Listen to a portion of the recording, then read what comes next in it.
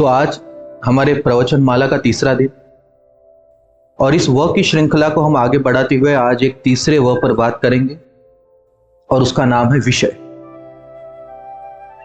याद रहे कि पहला चीज थी वस्तु, उसके बाद वसु और तीसरी है विषय।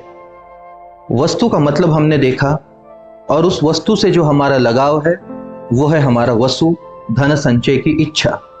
क्यों हमें वस्तुएं अपनी सी लगती है? क्योंकि वो तुम्हारी है इसलिए अपनी सी लगती है। अगर किसी पराये की हो तो अपनी नहीं लगेगी। और ये लगने का कारण है हमारी धन संचय की वृत्ति कि हर चीज को हम जतन करना चाहते हैं, हर चीज बस मेरी हो, हर चीज बस कुछ मैं ऐसा इकट्ठा कर लूं कि जिससे मैं खुद को भर लूं। यही इच्छा हमें वसु से निर्मित होती है। अब तीसरी चीज, उसका नाम है विषय। ये एक ऐसी चीज है जिसके आसपास हमारा पूरा का पूरा सोशल लाइफ या पर्सनल लाइफ मैं समझता हूं। जहां भी हम कहीं जाएंगे, जहां भी हम कहीं होंगे, हम किसी ना किसी विषय के साथ, किसी ना किसी चीज के साथ खुद को अटैच करने की कोशिश करेंगे। अगर कोई बात कर रहा है तो हम कुछ ऐसा बोलने की कोशिश करेंगे कि सामने वालों की लगे कि वाह क्या ज्ञानी है, कैसा महाज्ञानी है, क्या बात कह दी। अगर तुम अपने पूरे जीवन को देखो तो तुम पाओगे कि हमने हमेशा करीब करीब 90% तो डेफिनेटली उन चीजों पे हमेशा बात की है जिनकी गहराई के बारे में हमें कुछ नहीं पता। लेकिन सब कर रहे हैं इसलिए हम भी कर रहे हैं, क्योंकि विषय है इसलिए हम भी बड़बड़ कर रहे हैं, क्योंकि लोग हैं आसपास इकट्ठा उस सब्जेक्ट के आसपास, तो हम उस सब्जेक्ट पे अपना मत रखते घूम रहे। साधक का बहुत महत्वपूर्ण काम है विषय से खुद को छोड़ना, विषयों से खुद को दूर करना। विषय का मतलब है कि आसपास की जो हमारी चीजें हैं, जिसमें हमारा रस है, जो सब्जेक्ट्स चलते रहते हैं, जहां पे हम खुद को डुबाए रखते हैं, उन चीजों में, उन बातों में जहां पे हम हमारा ऊर्जा खर्च कर रहे हैं, हमारा समय खर्च कर रहे हैं, उससे थोड़ा संभलना। विषय का मतलब है कि जब तुम आसपास के विषयों से, आसपास की चीजों से पूरी तरह से ऊब जाओ। और ये विषय कोई भी हो सकता है, चाहे तुम 4 लोगों के साथ बैठे हो, चाहे रिलेशनशिप्स हो, चाहे फैमिली हो। हम कुछ भी बातें कर रहे हैं, हम बस बातें करने के लिए बातें कर रहे हैं। लोग कहते हैं कि बातें करो ताकि दिल हल्का हो जाए, लेकिन सवाल यह है कि हम कर क्या रहे हैं, किस तरह की बातें हम कर रहे हैं। अगर तुम अपने पूरे के पूरे बात को सुनोगे, अपनी बातों को तुम याद करोगे, तो तुम पाओगे कि मैक्सिमम ऑफ वर्ड्स व्यर्थ है। ज्यादा से ज्यादा जो हमारे शब्द है वो ऐसे ही है, किसी काम के नहीं है। एक अमेरिका का राष्ट्रपति था, वो सबसे कम बोलता था, वो बहुत कम बोलता था। मुझे नाम नहीं पता, लेकिन बस मैंने एक स्टोरी सुनी थी कहीं पे कि एक अमेरिका का राष्ट्रपति बहुत कम बोलता था, क्योंकि पॉलिटिकल इंसान के लिए इतना कम बात करना सही नहीं होता। तो जैसे बहुत से लोग होते हैं जो बहुत कम बात करते, अगर तुम उनसे बात भी करो घंटा भर तो वो 2 लाइन में तुमसे बात करेंगे। उस तरह का इंसान था। एक बार मीडिया के इंसान ने उससे पूछा कि आप इस देश के प्रधानमंत्री या राष्ट्रपति हैं, इतने ऊंचे पद पे बैठने के बाद भी आप इतना कम बात करते, यह बहुत रेयर है, क्योंकि पॉलिटिक्स में अगर आप हो और आप बातूनी ना हो तो शायद ही आप ऊंचे पदों पे जा पाए। वो पब्लिक में भी बहुत कम बात करता था। इस तरह का इंसान था। जब उससे पूछा गया ऐसा क्यों, तो उसने कहा कि मुझे बहुत देरी से समझा, अगर मुझे पहले समझ जाता तो मैं बात ही नहीं करता, चुप ही रह जाता। क्योंकि मैंने पाया कि जितना मैंने बात किया, जितना मैं बोला, उतना मैं फंसा जिंदगी में।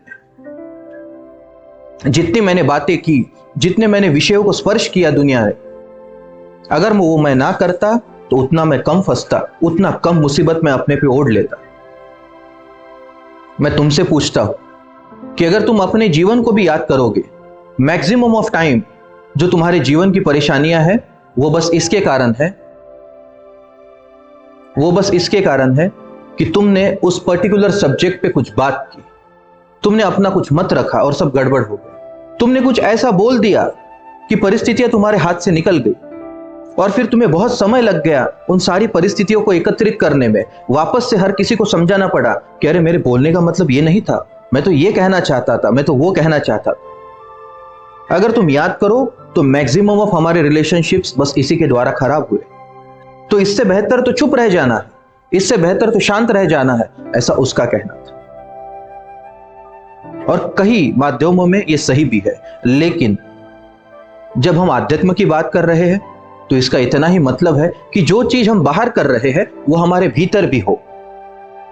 अगर हम बाहर बात करना चाहते हैं और नहीं कर रहे, और सिर्फ भीतर की बातों को सुन के, सिर्फ साधना पथ को सुन के, सिर्फ किसी ने कह दिया इसलिए सुन के अगर हम बात करना कम कर दे तो ये गड़बड़ हो, ये झूठ हुआ, ये हिपोक्रेसी हुई। मजा तो तब है कि तुम्हारा विषयों से पूरा का पूरा ध्यान अपने से कम हो, भीतर से ही अब तुम उत्सुक नहीं हो किन्हीं चीजों के लिए, अब तुम भीतर से ही हर चीज पर मौन हो, तुम भीतर से ही ऐसे हो चुके कि अब किसी चीज में मन नहीं लग रहा, तुम भीतर से ही ऐसे हो चुके कि चार लोग बैठे हैं, कोई सब्जेक्ट चल रहा है, लेकिन अब तुम्हारा दिल नहीं लगता। पहले जैसे दोस्तों के साथ महफिलें रंगाते थे, अब बस अकेले में अच्छा लगता है। पहले जैसे चार लोगों में जाके बातें करते थे, अब ऐसा लगता है कि नहीं, मैं अपने में ही ठीक हूं, आंखें बंद, मैं अपने साथ हूं, बात पर्याप्त है। विषयों से परहेज। जैसे ही तुम आगे बढ़े इन चीजों पे, तुमने पाया कि तुम्हारे जीवन में एक स्थिरता बढ़ी। आध्यात्मिक प्रवास के अंतर्गत यह बड़ा महत्वपूर्ण चीज है कि तुम आध्यात्म में तब आगे जा पाओगे जब तुम विषयों के प्रति निस्तेज हो जाओ, जब तुम विषयों के प्रति उदासीन हो जाओ। हर चीज में तुम इतना इंटरेस्ट लेते हो, हर चीज में तुम इतना इंटरेस्ट दिखाते हो जो कि जरूरी नहीं है। अगर तुमने देखा तो मैक्सिमम ऑफ टाइम तुमने जो भी मेहनत की है अपने जीवन में, उसका फल हाथ में मिलते दिखता नहीं, क्योंकि पूरे दिन भर में तुमने जो भी ऊर्जाएं खर्च की है वो किसी ना किसी विषय के अंतर्गत, और वो विषय कहाँ जा रहा है, वो विषय कहाँ तुम्हें पहुंचाएगा, इसको सोचे बगैर ही हम उन चीज के पीछे लग जाते हैं। किसी ने कहा पहाड़ उठाए, हाँ लगे लगे लगे, चलो पहाड़ उठाए, पहाड़ उठाए, क्यों उठाना पता नहीं। किसी ने कहा चलो रास्ता साफ करे, चलो करे करे करे, क्यों करा पता नहीं। और अगर करना भी हो तो सिर्फ तुम इसलिए रास्ते साफ कर रहे हो ताकि फोटो निकले और पेपर में नाम आए, किसी पार्टी में तुम्हारा बड़ा अधिकार बने, इसलिए तो कर रहे हो, ताकि लोगों को ऐसा लगे कि वाह वाह क्या आदमी है, वाह क्या साफ सफाई कर रहा है, वाह कितना अच्छे से काम कर रहा है। तो तुम उन विषयों के पास नहीं जाते जो तुम्हें अपने पास लेके आते हैं, तुम हमेशा उन्हीं विषयों में खुद को दिलचस्पी रखते हो जो तुम्हें अपने से दूर ले जाए। तुम पिक्चर की स्टोरी भी बात करते बैठोगे, तुम बेकार के शोज पर घंटों दे दोगे और तुम्हें समझ नहीं आएगा कि कैसे तुम्हारा महत्वपूर्ण समय निकल गया उस पर्टिकुलर विषय के आसपास। जब तुम साधना में लगो तब ये तीसरा पायदान है इसका विषय, जब तुम विषयों के प्रति उदासीन हो जाओ। जो भी तुम कल तक कर रहे थे, जब तुम्हें यह लगे कि आज अब उसमें वो रस नहीं बचा, आज अगर तुम किसी के साथ बात भी कर रहे हो तुम उदासीन, अपना काम भी कर रहे हो फिर भी एक अलग ही उदासी तुम्हारे भीतर छाई है, तुम्हारा रोज का भी काम कर रहे हो तो भी तुम उदास हो उस काम को करके। ये शुभ है। कोई मत समझना कि विषयों के प्रति उदासीनता जीवन के प्रति उदासीनता है, बिल्कुल भी नहीं। लेकिन यह महत्वपूर्ण पड़ाव है। यह महत्वपूर्ण पड़ाव इस हिसाब से है क्योंकि अगर इस वक्त तुमने भीतर आंख नहीं मोड़ी, इस वक्त तुमने भीतर को नहीं शोधा, अगर इस वक्त तुमने भीतर को नहीं पकड़ा तो गड़बड़ हो जाएगी। फिर तुम जीवन के उदासी के प्रति लग जाओगे, तुम ये सोचोगे कि जीवन तो सब व्यर्थ है, तुम इस चक्कर में अटक जाओगे कि जीवन में तो कुछ पड़ा ही नहीं है, सब खत्म है। फिर तुम पॉजिटिविटी की बातें करने लगोगे, तुम ये बातें करोगे कि देखो पैचेस है, अच्छा सोचो, अच्छा सोचो, क्रिएटिविटी के बारे में सोचो, कुछ क्रिएटिविटी करो। इन सब चीजों में तुम लग जाओगे और बनी बनाई बात खो जाएगी। साधना पथ की ये 5 व किसी साधना से कम नहीं है। याद रखना, हमने पिछले बारे में बताया था कि साक्षी के 3 चरण हैं, शरीर, विचार और मन। मैंने कहा था कि स्वीकृति के भी 3 ही चरण हैं, शरीर, विचार और मन। ऐसा नहीं हो सकता कि तुम पूरी तरह से हर चीज को स्वीकृत कर लो। ये धीरे धीरे ही होगा, ये टप्पे टप्पे से होगा। उसी तरह से इस साधना पथ के ये 5 व है। ये पहले 2 बाहर के जीवन के लिए, और ये विषय, अब ये टप्पा, ये ऐसे है जैसे तलवार की नोक। ये बीच का पड़ाव है, क्योंकि इसके आगे के 2 ये तुम्हारे भीतर के, इसके पहले के 2 विषय और वसु, ये बाहर के जीवन से रिलेटेड है। और ये एक ऐसी चीज है, विषय, ये तुम्हें इन दोनों से अलग करती। तुम्हारा सब कुछ होना, तुम्हारा जो भी इंटरेस्ट है, ये इस विषय के कारण। तुम वस्तुओं में इंटरेस्टेड हो, समझ गए। तुम वस्तुओं के प्रति इंटरेस्टेड हो, वसु के कारण, तुम्हारे धन संचय की प्रवृत्ति के कारण। और तुम ये सब कर रहे हो क्योंकि वो तुम्हें दिख रहा है। तुम इंटरेस्ट ले रहे हो बाहर की दुनिया में इतना कि वो चीज तुम्हारे जीवन में आ जाए, चाहे वो व्यक्ति हो, चाहे वो धन संपत्ति हो, चाहे वो वस्तुएं हो। तो विषय है, तुम्हारी इच्छाएं है, तुम्हारा ढूंढना है। इसलिए ये बाहर की 2 चीजें हैं। जैसे ही तुम वस्तु के प्रति, जैसे ही तुम वसु के प्रति और बाद में तुम विषय के प्रति अवेयर हुए, थोड़ा तुमने ध्यान से देखा, समझा, थोड़ा जाना कि बहुत लग गया विषयों के चक्कर में, वस्तुओं के चक्कर में, अब थोड़ा रुके। और क्यों? तो वसु के द्वारा वो समझा। अब विषय वो चीज है कि जो तुम्हें इन दोनों से जोड़ती है। याद रखना कि तुम वही गाड़ी लोगे जिसकी तुम तलाश में होगे। ये ऐसे ही है कि जनरल मोटर्स की गाड़ी के बारे में तुम सोच भी नहीं सकते, क्योंकि इंडिया में तुम्हें वो दिखाई भी नहीं देती। जब तुम इंटरनेट पे वो गाड़ी देखोगे या कभी फॉरेन जाओगे और वहां पे तुम्हें दिखाई देगी, तब तुम्हें पता चलेगा कि अच्छा, ऐसी भी गाड़ी। ये क्या है? ये तुम्हें पता चला, तुमने इंटरेस्ट दिखाया, इसलिए अब तुम्हारे जीवन में उस चीज की एंट्री हो गई। एक समय था कि जब हमारे देश में कुछ चीजें नहीं थी, बाहर की दुनिया में थी। जब हमें पता चला तो हम वहां से यहां ले आए। ये क्या था? जब तक हमने वहां नहीं देखा, हमें नहीं पता था। और जब हमने देख लिया, तब हम समझ गए कि हाँ, ऐसा भी कुछ है। ये है विषय, ये है इच्छाएं। यही वो चीज है जो तुम्हें इन बाहर की 2 चीजों से जोड़ी हुई है। ये विषय ही है जो तुम्हें इन दोनों से तोड़ भी सकती है और हमेशा के लिए जोड़ भी सकती है। जब तुम इन चीजों के समझ से भर जाओगे, इन चीजों को समझ लोगे कि ठीक है, वस्तुएं भी इंपॉर्टेंट है, लेकिन वो विषय जो है जिसके कारण तुम्हें वो वस्तु प्रिय है, जब तुम उसे समझ लोगे, तब तुम पाओगे कि बाहर के जीवन से अब तुम्हारे रिश्ते कम हुए। तब तुम समझोगे कि बाहर के जीवन से तुम उदासीन होने लगे। तब तुम समझोगे अपने से, तुम्हें यह पता चलेगा, तुम ये देखोगे कि अपने से बाहर के प्रति हर चीज जो भी उपलब्ध है, अब तुम्हारा मन नहीं लगता उन चीजों। किसी के साथ गप्पे मारते बैठे, कोई किताब यूं ही पढ़ते बैठे, किसी भगवान का नाम यूं ही लेते बैठे। दिल तो नहीं है, हृदय से निर्मित नहीं है, बस आदत हो गई। मैं हमेशा कहता हूं कि भगवान पर उपकार मत करना, उस पर उपकार मत करना, उसे जरूरत नहीं है।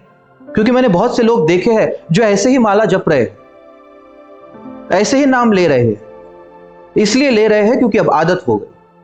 उनसे कोई लेना देना नहीं है उस मूर्ति के साथ, ना ही उस भगवत्ता के साथ, ना ही उस भगवान के साथ। जिसका नाम पुकार रहे हैं उसे वो दिल में नहीं है, बस मुख में है। बस हाथों की उंगलियों की माला कब खत्म हो, कब 1 माला 2 माला खत्म हो जाए, इसके चक्कर में तुम नाम ले रहे हो कि अब बोल दिया, अब करना तो पड़ेगा, अब जल्दी से जल्दी करो। तो जितना जल्दी, जैसे राम राम राम राम राम राम राम राम राम। कोई ऐसे लोग हैं कि जो राम लिखते बैठ रहे हैं और लोगों को दिखा रहे हैं। मैं एक इंसान से मिला था, उसने मुझे दिखाया कि ये ठपकी राम नाम की लिखी हुई। तो वो समझ जा रहा था मैं, उसे तो नहीं बोला, लेकिन बात बड़ी साफ थी, वो राम के लिए लिखे ही नहीं गए थे, वो इसलिए लिखे गए थे ताकि लोगों को बताया जाए कि देखो मैंने कितना लिख रखा, देखो राम का नाम कितना लिख रखा, देखो कितना पुण्यवान इंसान हूं मैं। राम से कोई लेना देना नहीं था उस इंसान को, उसे तो बस ये बताना था कि देखो मैं कितना बड़ा भक्त। तो तुम भगवान के पास भी या भगवान का नाम भी बस इसलिए जप रहे हो कि आदत लग गई, या सच में तुम्हें जपना है, या सच में तुम उस प्रोसेस को एंजॉय कर रहे हो? यह बड़ा महत्वपूर्ण है। वरना कल विषयों में थे बाहर के, अब विषय में लग गए परमात्मा के। कल विषयों में थे बाहर के जीवन के, कल तक ऐसा था कि बस बाहर की दुनिया तुम्हें उदासीन कर रही थी, इसलिए तुमने परमात्मा को पकड़ लिया। ऐसी तो तुम्हारी आध्यात्मिकता नहीं है, इसे जरा सोचना। तो विषय तब निर्मित होगा, तब टूटेगा जब तुम बाहर के प्रति अब उदासीन हो गए। तुम्हें यह पता चलेगा कि जैसे तुम हर वक्त ऊर्जा में रहते थे, बाहर कुछ भी कह दो करने को तैयार, कुछ भी, हर छोटी चीज को तुम चैलेंज के रूप में ले लेते थे, बेवकूफी जैसे कि अच्छा उसने गाड़ी ली मैं भी लेके दिखाऊंगा, उसके पास 100 करोड़ है मैं भी कमा के दिखाऊंगा, वो कलेक्टर बना मैं भी बनूंगा। जाने अनजाने में हम इसी तरह की रैट रेस में फंसे हैं, क्योंकि सब कर रहे हैं इसलिए हम भी कर रहे हैं, क्योंकि सब कर रहे हैं इसलिए हम भी उसी के पीछे लगे पड़े। कोई हनीमून के लिए फॉरेन जाकर आया तो ये भी अपने सपने सचाने लगते हैं आसपास के लोग कि अच्छा मेरी शादी होने के बाद मैं भी जाऊं। अब एक पिछले 4-5 साल में मैंने फैड देखा है आसपास के लोगों में, और वो है प्री वेडिंग शूट। पहले ऐसा नहीं था, जहां तक मुझे पता है। अगर तुम 10-15 साल की पहले की बात करो तो 10-15 साल पहले किसी पता भी नहीं था कि प्री वेडिंग शूट क्या है। लेकिन अब तो ऐसा है कि भाई पैकेज आते हैं, और इसलिए कर रहे हैं क्योंकि सब कर रहे हैं। हमारे जीवन क्या सब कर रहे हैं इसलिए निर्मित है, या मुझे करना है इसलिए निर्मित है? बस इस सोच के साथ जैसे ही तुम आगे बढ़े, तुमने आध्यात्म की ओर अपनी गति अग्रसर कर ली। तो प्रिय, जैसे ही तुम बाहर के जीवन से उदासीन हुए, जैसे ही तुम बाहर के जीवन से खुद को तोड़े, और तोड़ने का मतलब समझ लो, जब तक तुम जियोगे नहीं तब तक वो टूटेगा नहीं। या जब तक तुम बराबर से समझोगे नहीं, बैठकर देखोगे नहीं, बैठकर खुद के बारे में सोचोगे नहीं कि हां इस चीज की मुझे जरूरत नहीं है। और बहुत बार ऐसा होता भी है, कोई चीज हम जोश में ले लेते हैं कि नहीं नहीं चाहिए ही चाहिए, और वो चीज हमारे जीवन में आने के बाद हमें लगता भी है कि जरूरत तो नहीं थी, अब ठीक है ले लिया तो ले लिया, जान दो। होता है ना, बहुत बार होता है ऐसा कि बस एक ऊर्जा रहती है, एक चाहत रहती है कि नहीं नहीं चाहिए ही चाहिए, और जैसे ही वो चीज तुम्हारे लाइफ में आई और तुमने उसका बैलेंस शीट खोला कि अरे बाप ये तो ज्यादा ही हो गया, कि तुमने कहा, तुमने सोचा कि वैसे तो था मेरे पास पहले ही, लेकिन ठीक है जान दो, अब क्या ले लिया तो ले लिया। ऐसा सबके साथ होता है। ये हो क्या रहा? ये यही हो रहा है क्योंकि तुम सोच नहीं रहे हो। एक तो है जी लेना और एक है समझ लेना। तो हम दोनों तरह की बात कर रहे हैं। जीने की प्रोसेस अलग है।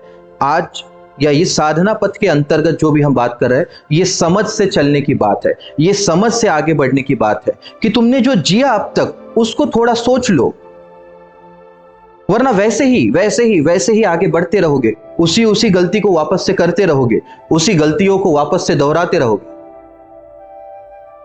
हम कह रहे हैं कि अब तुम 30, 40, 50 की उम्र में आ चुके,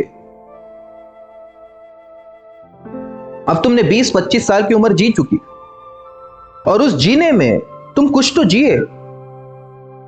कहते हैं कि छत्रपति ने कुछ 17-18 साल की बहुत कम उम्र में पहला गढ़ जीता था। बहुत कम उम्र के थे, मतलब वो उतने कम उम्र में अगर गढ़ जीत सकते हैं तो तुम 23 और 25 साल की उम्र में खुद के जीवन के प्रति एक निर्णय नहीं ले सकते। लोग कहते कि अभी तो 22 के ही है तुम, अभी तो 25 के ही हो तुम, अभी तो समय है। समय तो है ही नहीं, क्योंकि ऐसे ही आदत लग गई अब हमें खुद के बारे में ना सोचते हुए आगे बढ़ने की। अब हमें आदत लग चुकी कि सब कर रहे इसलिए मैं भी कर रहा हूं, सब कर रहे इसलिए मैं भी उसी रास्ते में पागल हो गया।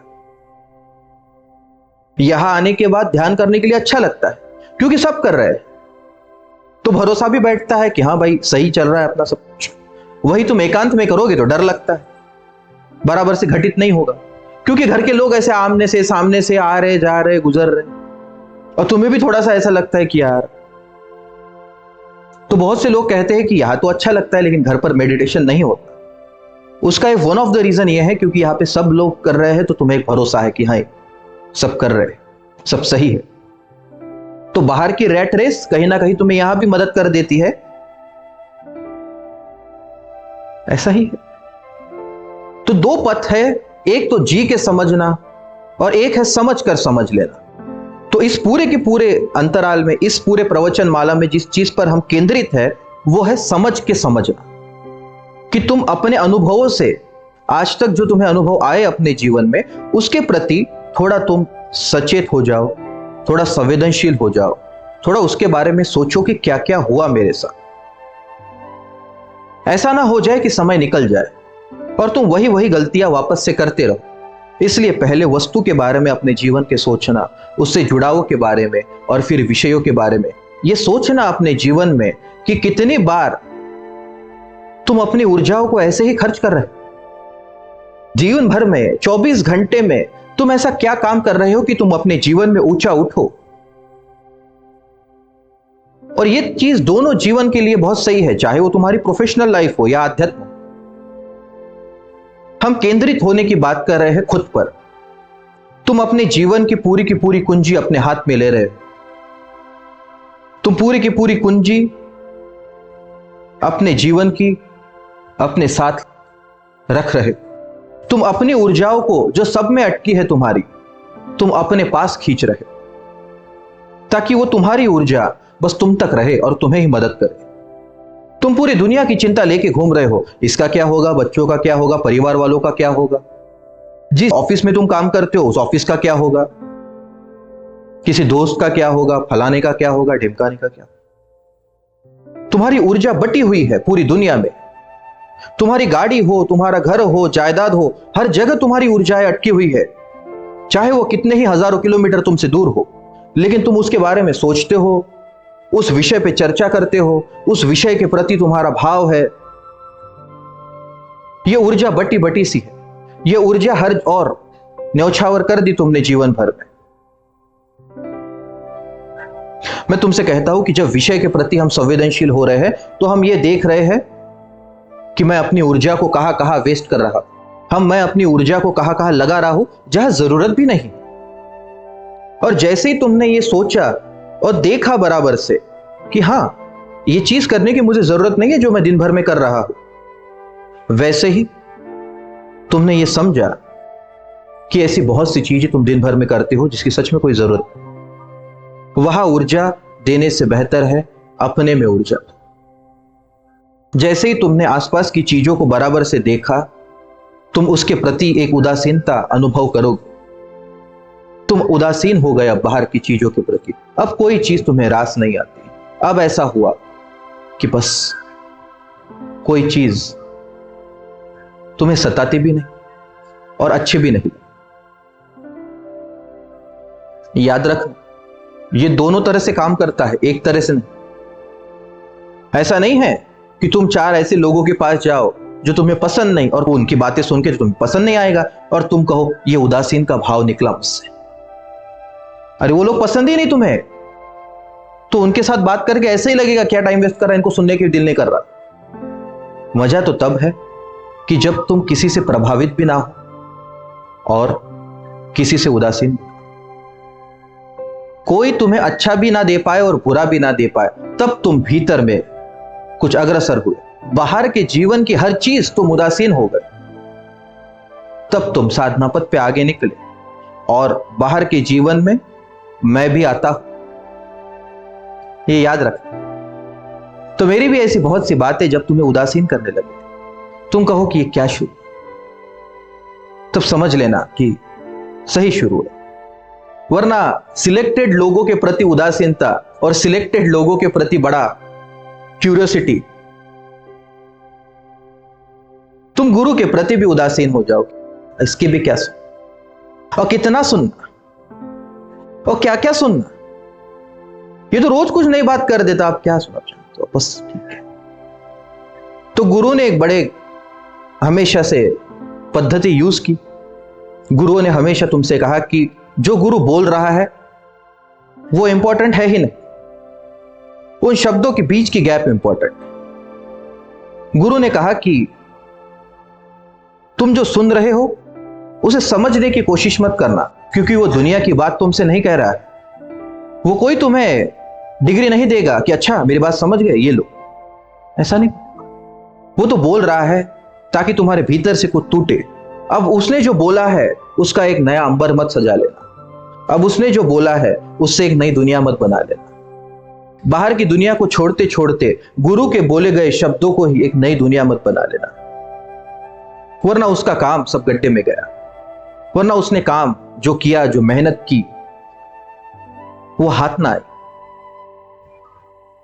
तो करे क्या? क्योंकि अब भी जो मैं बोल रहा हूं उसे भी अगर तुम सीरियसली नहीं लोगे तो ये तो बात बड़ी गड़बड़ हो गई। तो अब समझिए क्या, हाथ में आया क्या और गया क्या। तो इस पथ के बारे में इतना ही समझना कि कोई पथ है ही, चाहे कोई कुछ भी कहे।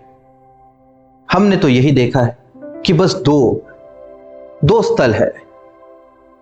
जब भी कोई तुम्हें कहे कि वो 2 नंबर पे है, वो 3 नंबर पे है, या 4 नंबर पे है, 7 नंबर पे है, वो चक्रों की बात करे कोई, तो समझ लेना कि बस इससे दूर हट जाना, क्योंकि ये तुम्हें भटका देगा, ये अटका देगा।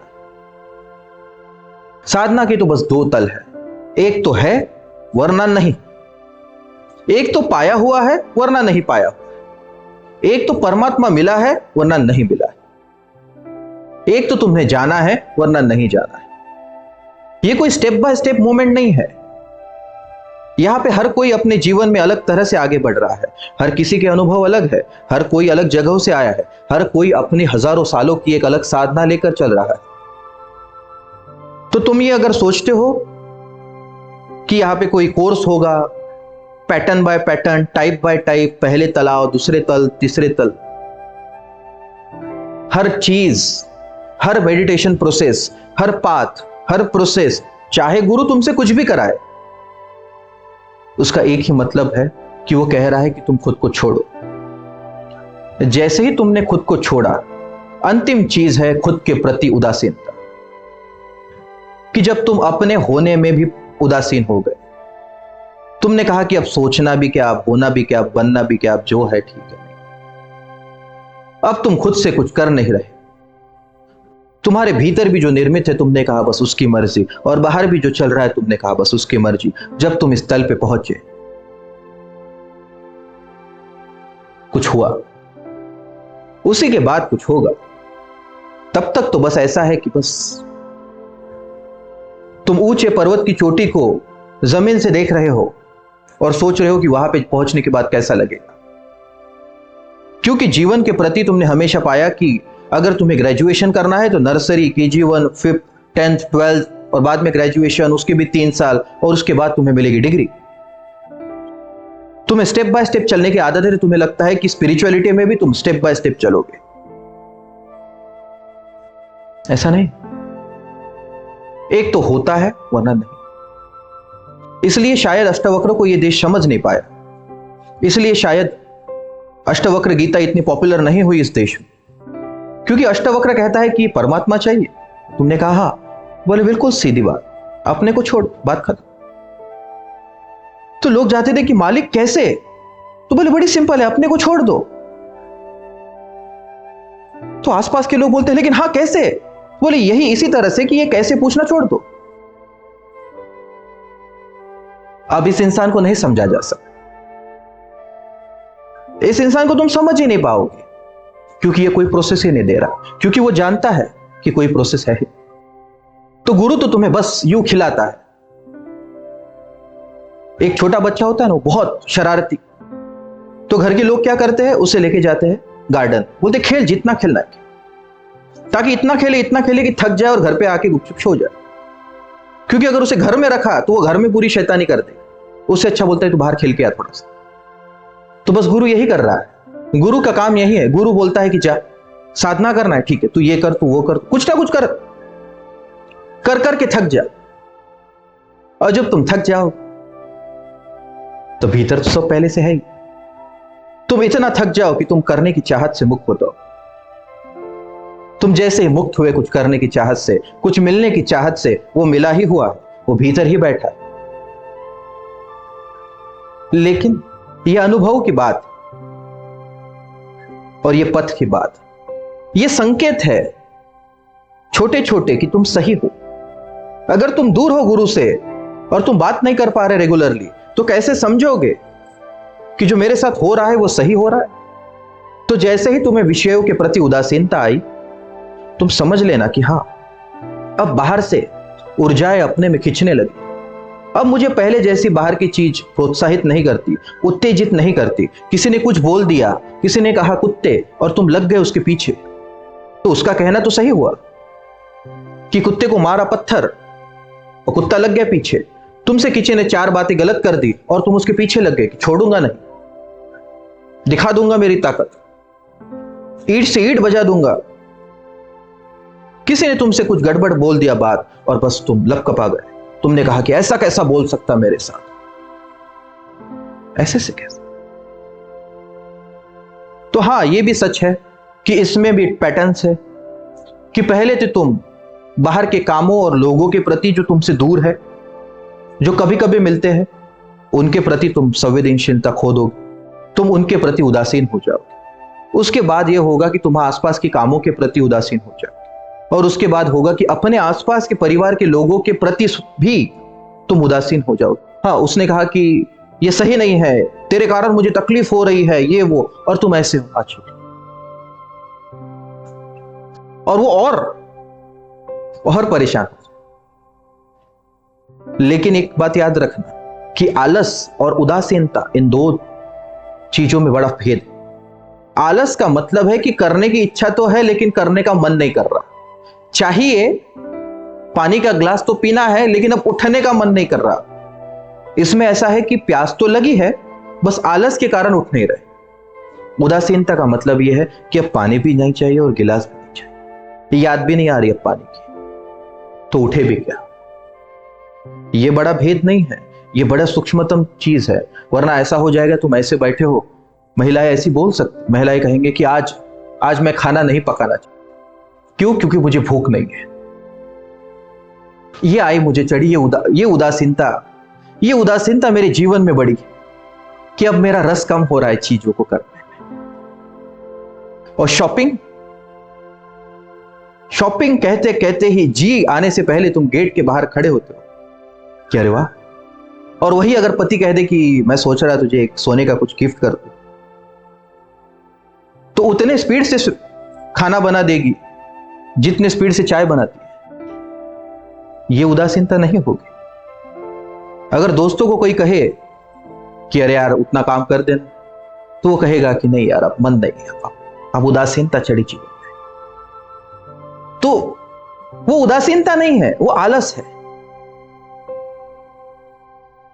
लेकिन अगर वही कोई दोस्त कह दे कि चलो पार्टी, तो वो बस इतना पूछता है कि तू दे रहा है ना, और जैसे सामने वाले ने कहा मैं दे रहा हूं, तो ये अपनी गाड़ी निकाल के तैयार, कहां पे आना है बता भाई, तू सिर्फ तेरे लिए तो जान हाजिर है, क्या छोटी छोटी पार्टी आज क्या कल भी करेंगे।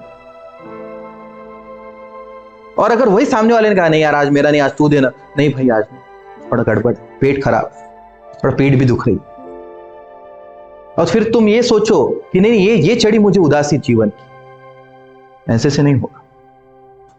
तो ये बड़े सूक्ष्मतम चीजें हैं कि तुम अपनी आलस को उदासीनता मत समझ लेना। घर की मां, बहन, पत्नी कह रही है कि अरे ये साफ कर दे, अपनी रूम साफ कर लो, अपनी रूम साफ कर लो, और तुम कहोगे कि नहीं अब मन नहीं है, कल करेंगे। ये उदासीनता नहीं है, ये आलस है। इसको समझना, वरना तुम्हें लगेगा कि बस ये चढ़ी मुझे उदासी, ये मैं परमात्मा के पास आया, ये मेरी चीजों से अब इच्छाएं टूटी, अब मन नहीं, अब हलने का भी मन नहीं करता, अब तंबाकू भी घोट दूं तो उसकी पूड़ी कहा इधर उधर फेंकू, उधर ही रख। ये आलस है, ये उदासीनता नहीं। ठीक है, तो इसको समझना कि बाहर के जीवन में जब तुम्हें चीजें, चाहे वो कोई भी हो, अब तुम्हें प्रभावित नहीं कर रही, किसी की बोली गई हुई अच्छी चीज या बुरी चीज दोनों तुम्हें प्रभावित नहीं, तो तुम उस स्थिति पे पहुंचे। और इसका एक ही प्रमाण है, इसका एक ही पद्धति है, मैं कह सकता हूं, और यह है कि बाहर की वो चीजें जो तुम्हें अच्छा फील कराती है, तुम उसके प्रति सचेत हो जाओ। तुम बोलोगे कि किसी ने मुझे गाली मारी और मुझे हर्ट नहीं होना चाहिए, नहीं नहीं, ये मुझे स्पर्श नहीं कर रहा, ऐसे से नहीं होगा।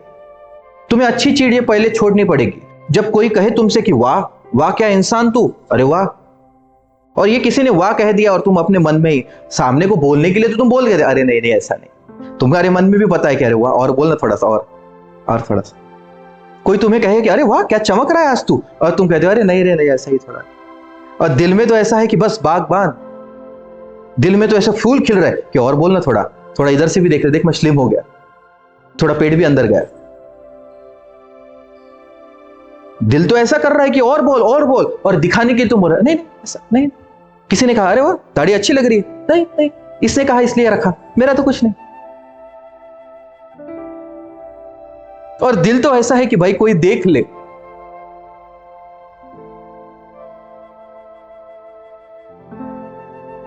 इससे नहीं होगा। जब तुम्हें कोई अच्छा कहे तब भी तुम ऐसे हो कि हाँ ठीक, तब जाकर जब कोई तुम्हें बुरा कहेगा तब तुम कह पाओगे। तो पहले जो अच्छी चीजें तुम पकड़ पकड़ के अपने जीवन में खींच रहे हो विषयों के प्रति, तुम्हें उसे छोड़ना पड़ेगा। तुम उसके प्रति निस्तेज हो जाओ।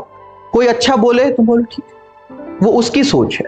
जब तुम ये बोलोगे अच्छे इंसान को या वो उस इंसान को जो तुम्हारे प्रति अच्छी भावना रख रहा है, तुम्हारे प्रति अच्छा बोल रहा है, तब अगर कोई तुम्हें गाली मार के जाए तो तुम ये कह पाओगे कि वो उसकी भावना, मेरी कोई दिलचस्पी नहीं। ये धागा बड़ा नरम है और मैक्सिमम लोग इसी जगह पे आके रुक जाते हैं। ये विषय एक ऐसी चीज है, ये उदासीनता ऐसी एक चीज है कि आदमी साधना में तो आगे निकल जाता है, एक जगह पे पहुंच जाता है और उस जगह पे पहुंचने के बाद वापस इस विषयों की ओर मुड़ जाता है। खुद तो पहुंचा नहीं, अब बोलेगा मैं दुनिया का भला करूंगा। खुद तो कहीं पहुंचा नहीं, अब बोलेगा नहीं दुनिया को रास्ता दिखाऊंगा। क्यों? क्योंकि उसने 2 घंटा आंखें बंद करने के बाद he feels better. So just because कि उसको अच्छा लग रहा है, वो कहता है कि नहीं सबको अच्छा लगना चाहिए। और आध्यात्म में ऐसी परिस्थिति आती भी है, बहुत से ऐसे तल है कि तुम इतना आनंद से सरोवर हो जाओगे, इतना आनंद से अपने जीवन में भर जाओगे कि तुम बोलोगे कि अरे सबको बताऊं मैं कि क्या हो रहा मेरे साथ, तू भी कर, ये आनंद तेरे साथ भी। ऐसा होगा। इसे बड़ी प्यारी चीज कहा जाता है, इसे कहा जाता है लोकेशना। इसे कहा जाता है कि अब लोगों से तुम्हें वाहवाही चाहिए, अब लोगों से तुम्हें स्टैम्प चाहिए कि बाप रे ऐसा आध्यात्मिक अनुभव आया तुझे, वाह वाह। इसलिए तुम आध्यात्म का भी बिजनेस करोगे, तुम आध्यात्म के प्रति भी विषयों से भर जाओगे। चाहे अच्छे विषय लगे सुनने में, लेकिन है तो विषय। तुम कहोगे कि अब इन चीजों में इंटरेस्ट नहीं रहा मुझे, ये गाड़ी घोड़ा, ये पैसा, ये लत्ता, अब ध्यान, अब घंटों ध्यान, यही मेरा विषय। अब घंटों बस आध्यात्मिक चर्चा, मैं आध्यात्मिक किताबें पढ़ते रहूं, बस पढ़ते रहूं। उससे अच्छा टीवी देख ले। याद रखना मेरी बात सबको पसंद नहीं आएगी, मैं जो बोल रहा हूं उसको बराबर से समझना। मैं ये नहीं बोल रहा हूं कि आध्यात्मिक किताब पढ़ना गलत है, मैं ये कह रहा हूं कि आध्यात्मिक किताब पढ़ने के बाद तुम्हारा जो अहंकार बनता है कि मैंने किताबें पढ़ी है, वो गलत है। गीता पढ़ना गलत नहीं है, लेकिन गीता को पाठ कर रट कर हर किसी को यह बताना कि गीता कंठस्थ। कोई तुम्हारे घर पे चाय पीने आया और तुमने जानबूझ के ऐसी भगवत गीता रखी है ताकि लोग तुमसे पूछे कि अरे गीता यहां पे, हाँ कंठस्थ है, और तुम 2-4 श्लोक जानबूझ के बता रहे हो, नॉट एट ऑल इंटरेस्टेड है सामने वाला बंदा, तो तुम अपमान कर रहे हो उस किताब का। वो किताब खुद की खोज के लिए बनाई गई, वो किताब इसलिए बनाई गई ताकि तुम बाहर की चीजों से टूटो, अब तुम उसी किताब का सहारा ले रहे हो दुनिया के सामने, दुनिया को बताने के लिए कि देखा, रट डाली। अरे कृष्ण को भी पाठ नहीं होंगे 700 श्लोक, मुझे पाठ है। खड़ खड़ खड़ खड़ खड़ खड़। कृष्ण ने भी समय लिया होगा पूरी गीता को पढ़ने के लिए, लेकिन मैं ऐसी दान दान दान। ऐसे लोग तुमने देखे हैं जीवन में, ऐसी बेवकूफियां करता है आदमी कि बस रट ली आध्यात्मिक किताबें, उससे उसकी जीवन की गहराई नहीं बढ़ी।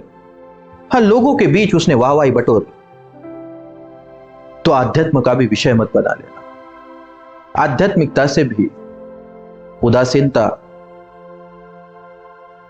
पकड़ लेना। अब तुम कहो उस जगह पे तुम पहुंचो आध्यात्म में भी कि तुम अपने साधना के प्रति, तुम जो कुछ भी कर रहे हो उसके प्रति उदासीन बनो।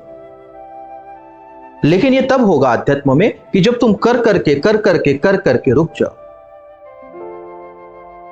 इसलिए जिनको तीसरी दीक्षाएं हमने पहले दी थी, तो हमने पहले कहा कि कुछ काम करने की जरूरत, ध्यान नहीं किया भी चलता।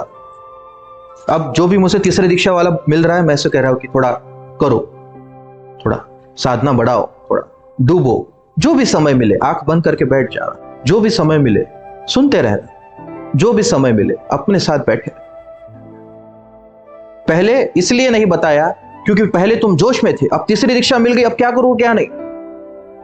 मैंने देखा है लोगों को कि तीसरी दीक्षा मिलने के बाद वो ऐसे होते कि बस कल से 8 घंटा ध्यान, खाना पीना एकदम कम, रात को 10 बजे सो के 4 बजे उठ जाऊंगा, सिर्फ अच्छी बात करो। ये जोश में होता है बंदा नए नए दिनों में, तो इसलिए उसको कहना पड़ता है कि भाई कुछ भी करने की जरूरत नहीं, कुछ नहीं, 1-2 महीना जाने दो उसके ऊपर से, ताकि ठंडा हो जाए, ताकि भूल जाए अपनी तीसरी विसरी दीक्षा हुई। और फिर उसके हाथ में थोड़ा सा कुछ रख दो कि अब थोड़ा करना भी पड़ता बबलू, ऐसे ही नहीं हो जाएगा, थोड़ा कुछ तो हिलना पड़ेगा ना। मतलब टीचर ने गारंटी दे दी कि हाँ पास हो जाएगा, इसका मतलब ये नहीं है कि वाइवा वाला जो मास्टर है वो मेरे जेब में है, उसके लिए तो थोड़ा ना कुछ पढ़ना ही पड़ेगा। तो फिर इसलिए हमने अब कहा कि थोड़ा साधना को बढ़ाना। पहले नहीं कहा क्योंकि तुम जोश से होश खो देते, अब कह रहा हूं क्योंकि अब थोड़ा सा तुम स्थिर हो, अब तुम्हारे दिमाग में उतना नहीं चलता तीसरी दीक्षा, अब तुम हाँ ठीक है भाई, ठीक होगा तो देख लेंगे, अब ये सही है। अब तुम उदासीनता से भरो, जितना समय तुम साधना में दे पाओ दो, ताकि तुम साधना से भी उदासीन हो जाओ। और उदासीन का मतलब बराबर से समझ लेना, उदासीनता का मतलब ये है, ये बड़ा शुभ है, ये नेगेटिविटी नहीं है। उदासीनता का मतलब कोई बैड थॉट्स नहीं है। उदासीनता का मतलब है कि तुम जिस चीज को सोच के उस चीज के पीछे पागल थे, वो चीज तुम्हें उस चीज से मिली नहीं। तो तुमने ये पाया जीवन को जीकर कि जो भी तय किया और मिला भी, 4 दिन के बाद किसी और चीज के पीछे लग गए, और जो मिला, जो लिया, जो लाया अपने जीवन में तुमने, जितने आनंद को सोचकर, जितनी खुशी को सोचकर कि ऐसा होगा वैसा होगा, ये हो जाएगा वो हो जाएगा, वो चीज तुम्हारे जीवन में आने से वो कुछ नहीं हुआ, उतना भी नहीं मिला उससे आनंद जितना तुमने सोच के रखा। ये धीरे धीरे ये छोटी छोटी चीज को भी अगर तुम अपने जीवन में सोच लोगे तो तुम पाओगे कि जीवन बड़ा उदासीन है। सब कुछ होकर भी कुछ नहीं, सब कुछ तो है लेकिन फिर भी कुछ नहीं है। और ये तुम्हें तब पता चलेगा जब तुम इसके बारे में बैठकर थोड़ा सोचोगे, तुम थोड़ा सा याद करोगे अपने जीवन को कि किस तरह से तुमने समय को बर्बाद किया। चीजें तो लाई तुमने जीवन में, वो महत्वपूर्ण भी थी, समस्या थी उस चीजों से तुम्हारा लगाव, इतना लगाव कि अगर वो व्यक्ति या वो वस्तु तुम्हारे जीवन में आ जाए तो बस परमात्मा तुम्हारे जीवन में आ जाए, ऐसी सोच के साथ तुम उसके पीछे पड़े थे। हाथ तो कुछ लगा, ऐसा ही जीवन जा रहा। तो उदासीनता बड़ी महत्वपूर्ण है अध्यात्म में, और वो तब आती है जब तुम बार बार गिरते हो, कि तुम चीजों के प्रति पागल से जैसे भागते हो, और वो चीज तुम्हारे जीवन में आने के बाद, वो वस्तु तुम्हारे जीवन में आने के बाद तुम्हें पता चलता है कि इससे उतना भी आनंद नहीं मिल रहा जितना मैंने सोचा था। अब तुम उस चीज के प्रति साक्षी रहते हो या संवेदनशील हो जाते हो अपने भीतर के प्रति। अब तुम बाहर के जीवन के प्रति बोलते हो कि नहीं यार, कितना भी दौड़ू, कुछ भी हो जाए, वो तो नहीं मिलने वाला जो मिलने की सोच के साथ चल रहा था। तो हो सकता है कुछ और। इसी तरह से तुम जाना होगा, इसी तरह से तुम्हें सोचना हो, तो कुछ बात बने, तो ही कुछ बात बने, तो ही सही हो सब चीज। तो प्रिय, आज का प्रवचन खत्म करते करते हम ये समझेंगे कि वस्तु, वसु और विषय, ये सोच विचार की बात है। ये वैदिक सोच है कि अगर इंसान को तुम बैठ के बताओ कि कुछ नहीं मिलने वाला, देख ये सब कर बैठे और फिर भी नहीं मिला, तो इंसान अपने से समझ जाएगा। तो ये वैसा ही पूरा का पूरा साधना का पथ है। ये समझ की बात है, ये वेदांतिक पथ है कि जहां पे तुम्हें ये समझाया जा रहा है कि बस तुम अपने जीवन को एक बार एनालिस्ट कर लेना, एक बार तुम एनालिस्ट बन जाना अपने जीवन के। कहते हैं कि इंसान दूसरों के लिए तो बड़ा अच्छा लॉयर है और खुद के लिए बड़ा अच्छा वकील, कि दूसरा किस तरह से गलत जा रहा है ये तुम ऐसा बता दो, अरे उसने ऐसा किया होता तो वैसा होता। और अगर तुमसे पूछे कोई कि अरे ये गलती क्यों हुई तेरे जीवन में, तो तुम वकील की तरह खड़े हो जाओगे कि अरे ये हुआ, वो हुआ, इसके कारण वो नहीं हुआ, उसके कारण वो नहीं हुआ, और इन सब के कारण वो नहीं हो पाया जो मैं करना चाहता। बाहर की मेरी कोई गलती नहीं थी, ऐसी परिस्थिति आई, ऐसे लोग मिले, ये हुआ, ढिमकाना हुआ, फलाना हुआ, मेरी कोई गलती नहीं थी। और जैसे ही दूसरे की बारी आई, तुम खुरेद के बताओगे ये देख तेरी गलती, ये देख तेरी गलती, ये देख तेरी गलती। हम हर कोई उसी तरह से जीते हैं। हम दुनिया के लिए बहुत अच्छे जज हैं और अपने लिए बहुत अच्छे वकील। तो ये वकीली, ये कोर्टबाजी बंद करो, अपने बारे में सोचो। इस पूरे प्रवचन माला का इतना ही सार है कि तुम बैठकर अपने जीवन के इन चीजों के बारे में एक बार सोचो कि क्या मिला और क्या गमाया। समय को भी गमाया, ऊर्जाओं को भी गमाया, अपने आसपास के अच्छे लोगों को भी गमाया, हाथ क्या आया। तो थोड़ा सोच कर करना, थोड़ा सोच ही लेना, क्योंकि अब तक तो तुम साधना कर ही रहे हो, तो तुम कैसे भी कर रहे हो, लेकिन अब उसके साथ थोड़ा सोच भी लेना। अपने जीवन को एक बार वापस से पिक्चर की तरह देख ही लेना अपने आंखों के सामने से, इन चीजों को पॉइंट बनाकर, जैसे रिव्यू देते हैं ना पिक्चर की कि ये ऐसा ऐसा ऐसा, वैसे मैं तुमसे कहता हूं कि अपने जीवन को मूवी की तरह देख ही लेना कि कहां पे तुम पागल के जैसे किसी चीज के प्रति पागल थे और अभी भी हो। अभी भी तुम ये सोचते हो कि सब कुछ एक दिन ठीक हो जाएगा, और वो जब सब कुछ ठीक हो जाएगा तब तुम स्वर्ग में बैठ के ध्यान करोगे। ये स्वर्ग कब निर्मित होगा तुम जानते नहीं। उम्र तो निकल गई, समय तो जा रहा, दिन तो तुम्हारे लिए रुकने नहीं वाला, और कब तुम्हें मौत आ जाए तुम्हें भी नहीं पता।